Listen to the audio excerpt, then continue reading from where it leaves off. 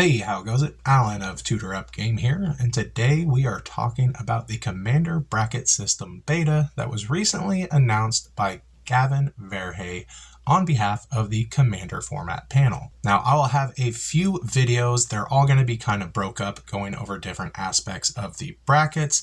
And this video in particular is going over the basic overview of the brackets and the 3 points that Gavin made in his article that a lot of you didn't read, which was meant to help set expectations on what to expect with the Commander bracket. It also gave some examples of some things that I've noticed people asking questions about, so we're going to go ahead and get into all that now. Starting with point number 1 that Gavin made in the article. For many Commander players, this won't change anything.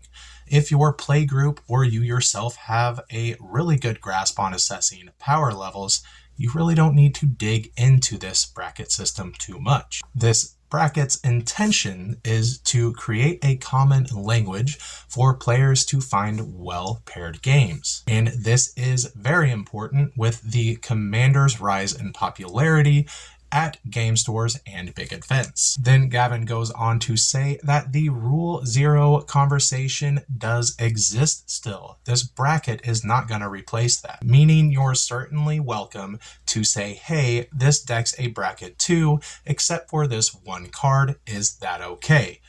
As Gavin says in the article, this is a great conversation to have.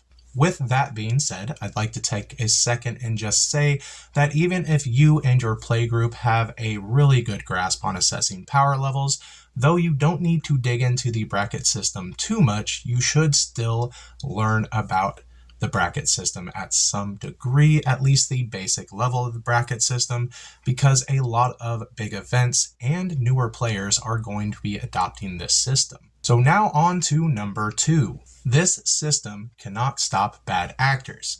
And if you don't know what that means in Magic the Gathering, pretty much means dishonest players. Gavin goes on to state that if a player wants to misrepresent their deck and have a mismatched game, this bracket cannot do anything to stop that. However, a lot of people just want to have a good earnest game with decks that are at the same level as they are. And the bracket aims to help that. Then Gavin goes on to state, be honest with yourself and others while you play them. With that being said, I will say what Gavin was probably nice enough not to say. Don't be an asshat. On to number 3. And this one is really, really important to remember. This is a beta test. They are very aware that this is not a perfect bracket system, and Gavin goes on to state in the article that our feedback, your feedback and mine, will be critical in making this bracket system everything that it can be. And one place you can do that, aside from all the other social medias that Magic the Gathering has, is on the Commander section of their Magic the Gathering Discord. They'll also be watching out for feedback at MagicCon Chicago, where they plan to see the bracket system in action. I do want to say on that note, if you do intend on giving your feedback on this beta, make it constructive. Simply complaining about it, being intentionally obtuse, or just being an all-around jerk about the bracket system is not constructive criticism, and will likely not be helpful or heard. So with those 3 points in mind, let's take a look at a quick overview of the bracket system. There are 5 Commander brackets. Each one is meant to classify a different kind of gameplay, with brackets 1, 2, and 3 being different levels of socially focused gameplay, with brackets 4 and 5 being focused on a higher power or even a competitive gameplay. In each bracket's description, you'll find some guidance around 4 kinds of effects in Magic the Gathering that really change the tide of the game. 2-card infinite combos, extra turns, mass land denial, and tutors for anything other than lands. I have seen a few videos questioning what they consider tutors, making it very obvious that you did not read this part of the article.